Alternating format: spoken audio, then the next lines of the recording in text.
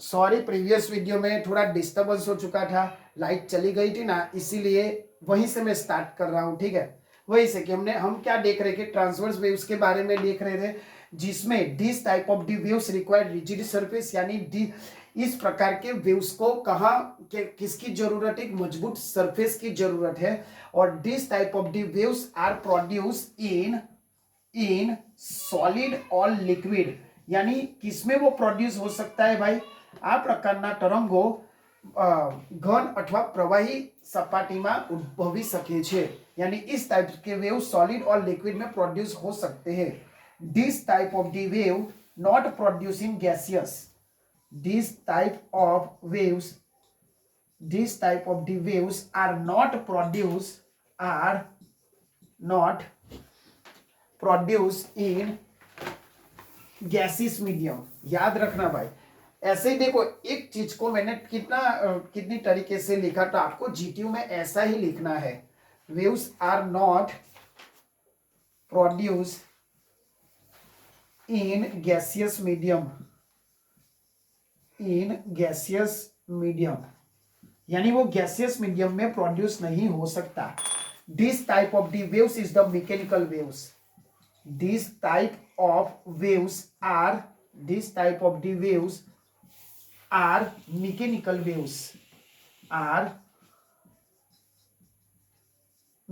Waves, यानी आ प्रकारना तरंगोने शुं कहेवाय छे, यांत्रिक तरंगो। गुजरातीमां शुं कहेवाय छे भाई, बीजुं नाम ट्रांसवर्स वेव ने, यानी संगत तरंगोनुं बीजुं नाम शुं छे, यांत्रिक तरंगो। ठीक है, this type of the waves are mechanical waves ने याद रखना, मैकेनिकल वेव्स को मीडियम की जरूरत होती है। This is the very important matter. पूछा जाएगा कि explain about the transverse waves, तो ये सब चीज आनी चाहिए कि उसको प्रोड्यूस कहाँ होती है, किस मीडियम में होती है, मतलब सॉलिड या लिक्विड या गैसियस में नहीं होती, क्योंकि गैसियस के पास क्या है, रिजिड सरफेस नहीं है। और दूसरा क्या है, मैकेनिकल वेव्स भी बोला जाता है, क्योंकि मैकेनिकल वेव्स ऐसे वेव्स है जिसको मीडियम की जरूरत है। This type of the mechanicals are waves are mechanical wave because they have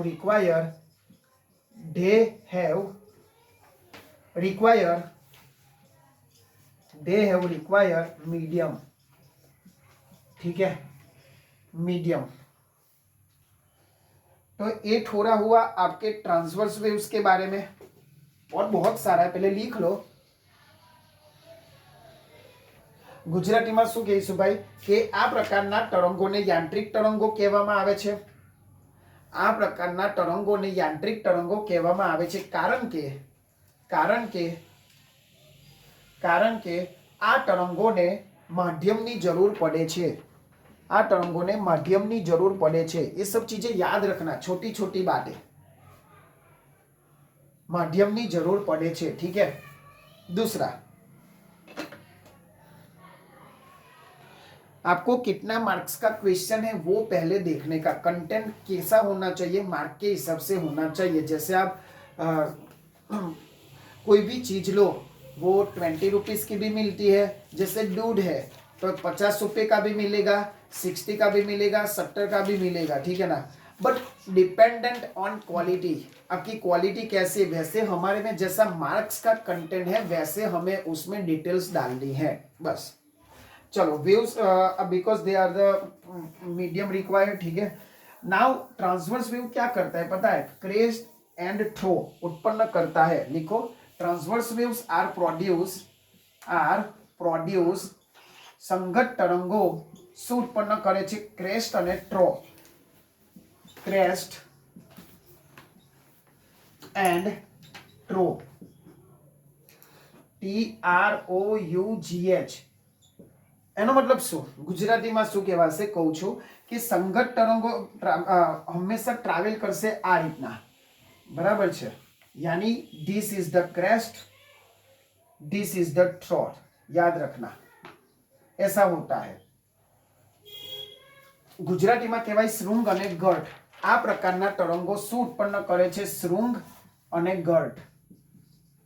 आने कहेवाय छे श्रृंग, यानी शिवलिंग जेवो ऊंचो भाग, आपणे जे शिवलिंग भगवाननुं छे श्रृंग, તો એ આ રીતના બી યાદ રાખી શકાય. અને આ ગર્ભ ભાગ યાની ગર્ત, નીચેનો ભાગ એને ગર્ત કહેવાય.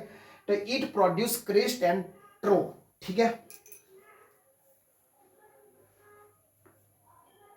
चलो. क्रेस्ट एंड थ्रू, जितनी ज्यादा फ्रीक्वेंसी उसकी लेंथ कैसी होगी भाई, ज्यादा होगी. याद रखना, मतलब ये ऐसा हुआ तो मतलब उसकी फ्रीक्वेंसी इंटेंसिटी ज्यादा होगी. ठीक है, चलो. उसके बाद होगा आपका, वो तो बोला सॉलिड और लिक्विड के बारे में है. ठीक है, चलो. ये हो गया आपका. This is the polarise. Transverse wave क्या हो सकता है, पोलराइज. समझाता हूं what is polarise. Transverse waves are, transverse waves can be polarised, can be polarised. अब पोलराइज क्या होता है, एक ही डायरेक्शन में. जैसे लेजर लाइट, लेजर लाइट कैसे एक ही डायरेक्शन में होती है, बट हमारे जो घर पे लाइट लगी है वो जैसे ही प्रोड्यूस हो वो सारी डायरेक्शन में क्या हो जाएगी, फैल जाएगी. This is not polarise. Polarise यानी एक ही डायरेक्शन में होना. जैसे लेजर कैसे एक ही डायरेक्शन में जाती है तो उसको हम कन्वर्ट कर सकते हैं.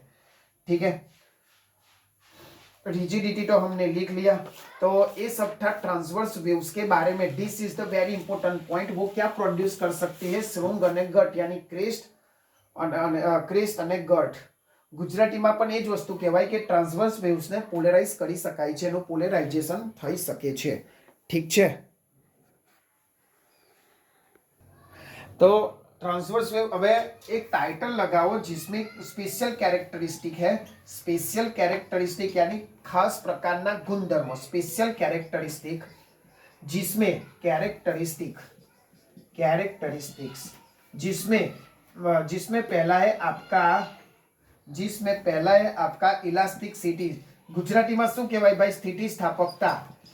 इलास्टिसिटी यानी when we apply the force its change the shape, but after the remove force it is becomes the original position. जब तक आप ऑब्जेक्ट पे फोर्स लगाओगे तब उसका शेप बदल दिया जाएगा, बट जैसे ही आप फोर्स रिमूव करोगे तब वो अपने ओरिजिनल कंडीशन में आ जाएगी. इसको मैं बोलूंगा इलास्टिसिटी. ગુજરાતીમાં શું કહેવાય કે તમે જ્યારે ફોર્સ લગાવો ત્યારે એ આકાર તમારો શું થશે, બદલાઈ જશે. પણ જેવા તમે બળ તમારું દૂર કરશો તો એ તેની મૂળભૂત સ્થિતિમાં આવી જશે. तो इलास्टिसिटी, पार्टिकल्स आर डिस्टर्ब. जब आप वेव्स प्रोड्यूस करोगे, फोर्स देके, तब पार्टिकल्स क्या होंगे, डिस्टर्ब होंगे. Particles are disturb. Can after that तेना पछी after that they return to their original position.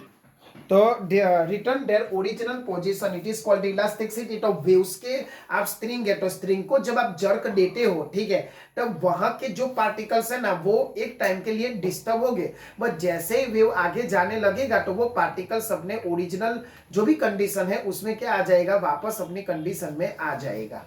ठीक है, तो this is the elasticity. Second, inertia. Gujarati में શું કહેવાય, જડત્વ. ગુજરાતીમાં શું કહેવાય, જડત્વ. ઇનર્શિયા બોર મારો. આ બધી શું છે, સ્પેશિયલ કેરેક્ટરિસ્ટિક છે જે તમારા સિલેબસમાં છે. જડત્વ અને ઇંગ્લિશમાં કહેવાય inertia. Particle can store the energy. Particles can store the energy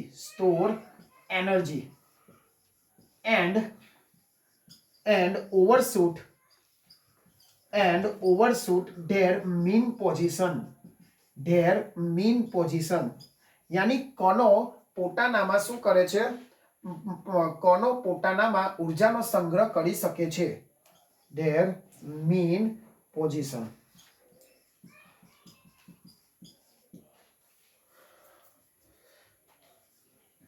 आगे लिखो.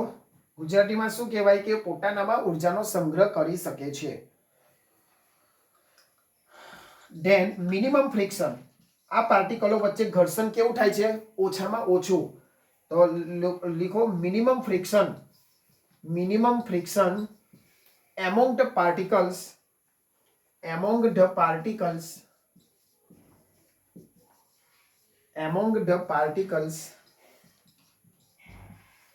of medium, यानी आ बधा कोनो कोनो वच्चे घर्षण केवुं थाय छे, ओछुं थाय छे। गुजराती वाळा शुं लखशो? माध्यममां कोनो वच्चेनुं घर्षण, माध्यममां कोनो वच्चेनुं घर्षण ओछुं थातुं होय छे, ओछुं थतुं होय छे। घर्षण केवुं थतुं होय छे? ओछुं थतुं होय छे। नेक्स्ट पॉइंट, माध्यमनी घनता समान होय छे। यूनिफॉर्म डेंसिटी ऑफ मीडियम, मीडियमनी डेंसिटी केवी होय छे? ला भाई सेम होय छे। यूनिफॉर्म डेंसिटी ऑफ मीडियम, आ छुपाएली मतलब जो मतलब ये सब क्या एब्जॉर्ब क्या बोलते हैं उसको कि आपको सीधे नहीं दिखते ये सब कैरेक्टरिस्टिक, बट ये सब कैरेक्टरिस्टिक उसमें छुपा के रखी है। जो कभी कभी पूछ लेते हैं कि डेंसिटी कैसी होती है, फ्रिक्शन कैसा होता है, व्हाट इज इनर्शिया, ठीक है, तो वो सब आपको ध्यान रखना है। तो ये हुआ आज वेव्स के बारे में इंट्रोडक्शन, जो आप 3 to 4 मार्क्स में पूछे जाते। फिर हमने 2 टाइप के बारे में डिस्कस किया था, जिसका एक नाम है ट्रांसवर्स वेव। तो ट्रांसवर्स वेव्स के बारे में बहुत सारा हमारा डिस्कस हो गया है, ठीक है। अब जो हमारे जो मैंने ट्रांसवर्स वेव, उसमें भी कई सारे टाइप्स है। ट्रांसवर्स वेव में मैंने बोला था ना कि कई तरह के टाइप को मीडियम की जरूरत होगी, कई तरह के टाइप से नहीं होगी, तो वो हम डिस्कस करेंगे। तो टाइटल मारो भाई, type of transverse wave, type of transverse wave, types of transverse wave, जिसमें पहला है आपका मैकेनिकल वेव्स। तरंगना प्रकारो मतलब संगत तरंगना प्रकारो, जेमा पहलू छे तमारू मैकेनिकल तरंगो, यांत्रिक तरंगो। छोटी छोटी चीजें, ये बहुत लंबा नहीं खींचूंगा। मैकेनिकल वेव्स, यांत्रिक तरंग, मैकेनिकल ट्रांसवर्स वेव। अभी मैंने देखा कि ट्रांसवर्स वेव्स को प्रोपोगेट करने के लिए मीडियम की जरूरत है, रिजिड सरफेस की जरूरत है। तो मैकेनिकल वेव भी उसको बोलेंगे, तो उसका दूसरा नाम क्या है? अपनी तरफ से लिख दो। दूसरा नाम क्या है भाई? Transverse wave. दूसरा नाम क्या है आपका? Transverse wave. यानी ट्रांसवर्स वेव નું બીજું નામ, સંગત તરંગનું બીજું નામ યાંત્રિક તરંગો છે, એ પણ લખી શકો। एंड उसको हम ट्रांसवर्स वेव्स भी बोल सकते हैं, ठीक है। This type of the wave produce require medium, આ પ્રકારના તરંગોને શું જોઈશે? માધ્યમની જરૂર પડશે। ફટાફટ લખી દો પોતાની રીતના। these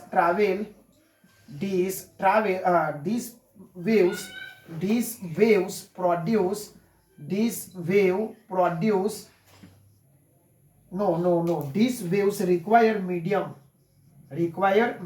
मीडियम की जरूरत होगी, ठीक है। मीडियम की रिक्वायरमेंट होगी, ठीक है। They can not travel in vacuum, this is the very important. They can not travel in vacuum, vacuum में नहीं होगा भाई, ठीक है। तो एग्जाम्पल इसके कौन से है? साउंड वेव, जो बोल रहा हूं आप सुन सकते हो। साउंड वेव, ठीक है। This is the mechanical waves. Another types electromagnetic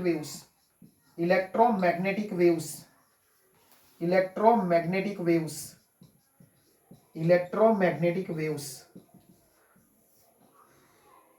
अब इस टाइप के वेव्स को मीडियम की रिक्वायरमेंट नहीं है, वो माध्यम नहीं होगा ना तो भी वो आगे जाएगा। जैसे सन्स रेडिएशन, तो वहां वैक्यूम नहीं है, ऊपर स्पेस में, वो तो भी सन के पास से अर्थ तक पहुंचता है।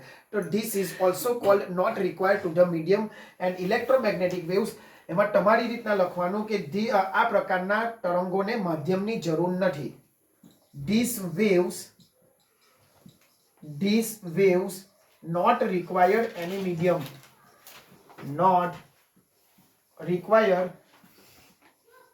medium, कोई माध्यमની જરૂર નથી ભાઈ, ठीक છે।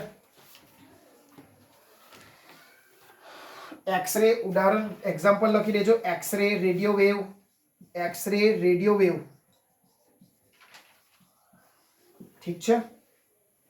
And third and last wave matter waves. आपने लिख लिया होगा, 2 मिनट दे रहा हूं, फटाफट लिख लो। मैकेनिकल वेव्स में आपको रिक्वायर होगा मीडियम का, एग्जांपल ध्यान रख लेना। और उसमें मीडियम नहीं रिक्वायरमेंट है, इलेक्ट्रोमैग्नेटिक वेव्स में लास्ट ऑफ वेव्स है मैटर वेव्स, जिसमें हम जब इलेक्ट्रॉन प्रोटॉन की बात कर रहे हो ना वेव्स में, वो आएगा आपका मैटर वेव्स। टाइटल मारो मैटर वेव्स, गुजराती में अपन एज कहेवाशे मैटर तरंगो, मैटर वेव्स। उसमें क्या होगा भाई, व्हेन द एनर्जी ट्रांसफर, જ્યારે ઉર્જાનો એક જગ્યાએથી બીજી જગ્યાએ જ્યારે ઉર્જાનું transfer, when energy transfer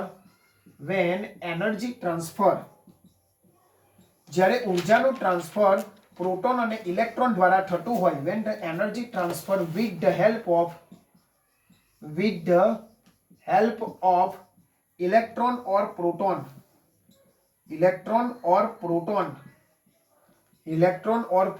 then it is called matter waves, ठीक है। तो ये याद रखना भाई, तीन इंपोर्ट वो तो है ही, ट्रांसवर्स लॉन्गिट्यूडनल वेव्स तो है ही, बट उसके डीप में जाओ तो mechanical waves, electromagnetic waves and matter waves. Mechanical waves यानी जिसको मीडियम की रिक्वायरमेंट है, इलेक्ट्रोमैग्नेटिक मीडियम की रिक्वायरमेंट नहीं है। मैटर वेव्स यानी जो एनर्जी का ट्रांसफर किसके थ्रू हो, इलेक्ट्रॉन और प्रोटॉन के द्वारा हो, उसको मैं बोलूंगा क्या, मैटर वेव्स, ठीक है।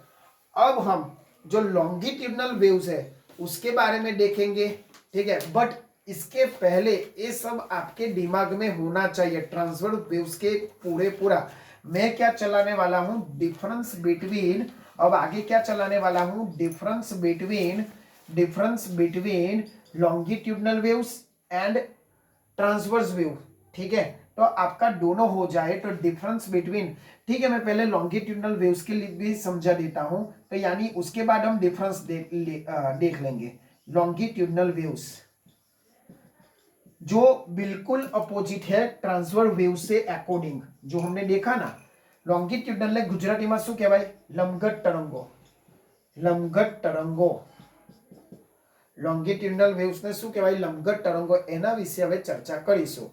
बट उसके पहले आपको अभी तक जो भी चलाया वेव्स में, टाइप्स चलाया, उसकी प्रॉपर्टी, स्पेशल कैरेक्टरिस्टिक जो भी मैंने चलाया, वो आप एक बार रिवाइज करो, कॉपी करो, 2-3 बार लिखो, और आपके दिमाग में होना चाहिए कि वेव्स कैसा होता है। डिस्टर्बेंस है, कोई मैटर को आगे नहीं ले जा रहा है, वो ओनली क्या हो रहा है, प्रोपोगेट हो रहा है। और जो भी मैटर्स है वो उसमें एनर्जी ट्रांसफर है, जो भी पार्टिकल है वो अपनी जगह पे ऑसिलेटिंग और वाइब्रेटिंग मोशन कर रहा है, ठीक है। फ्रिक्शन मिनिमम होता है, यूनिफॉर्म डेंसिटी मीडियम, किसको रिजिड सरफेस चाहिए, किसको नहीं, कौन गैसियस में ट्रैवल होता है, कौन नहीं, सब मैंने डिस्कस कर लिया है। तो आई रिक्वेस्ट यू वो सब आप एक बार रिवाइज कर लो। प्रीवियस जो पार्ट 1 है वेव्स का, वो भी आप एक बार रिवाइज कर लो, और ये भी अगले लेक्चर में हम डिटेल में लॉन्गिट्यूडनल वेव्स और उस पे डिपेंडेंट डिफरेंस दोनों के बीच में देख लेंगे। उसके बाद फ्रीक्वेंसी, एम्पलीट्यूड, वो सब जो छोटी छोटी टर्मिनोलॉजी है वो भी अभी देखना बाकी है। ये जो चैप्टर है ना थोड़ा बिग है और उसका वेटेज भी थोड़ा ज्यादा है, तो यहाँ आपको ज्यादा प्रैक्टिस की जरूरत होगी, ठीक है। तो यहाँ तक हम आज इस लेक्चर में रखते हैं, बट आई रिक्वेस्ट यू कि यहाँ तक आप रिवाइज कर लो और अपने फ्रेंड तक भी ये अपनी लिंक पहुंचाओ, ताकि उनको भी समझ में आए कि व्हाट इज वेव्स, ठीक है। तो इतनी आशा करता हूं कि आप अपने फ्रेंड्स तक पहुंचाओ और खुद भी अच्छे से पढ़ो लिखो। हर बार की तरह आप ऐसा काम करो कि दुनिया करना चाहे आपके जैसा। जय हिंद, जय भारत।